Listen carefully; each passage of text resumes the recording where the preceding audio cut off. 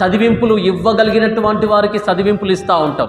మనకి గిఫ్ట్స్ ఇవ్వగలిగినటువంటి వారికి మనం కూడా గిఫ్ట్స్ ఇస్తూ ఉంటాం. కానీ ఎప్పుడు ఏ యొక్క గిఫ్ట్లు కానీ చదివింపులు కానీ కట్న కానుకలు కానీ ఇవ్వలేనటువంటి వారికి ఏమైనా సహాయం మనం చేశామా?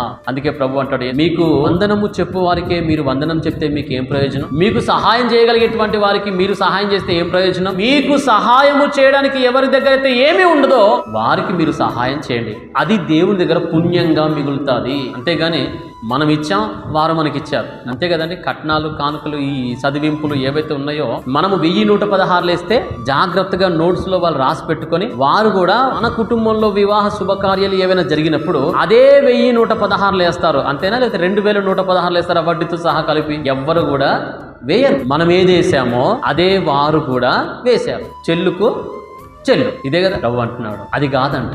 మనము చేసే సహాయము బీదలకి, దిక్కులేని వారికి, విధవరాండ్రకి, భిక్షగాళ్ళకి అయి ఉండాలంట.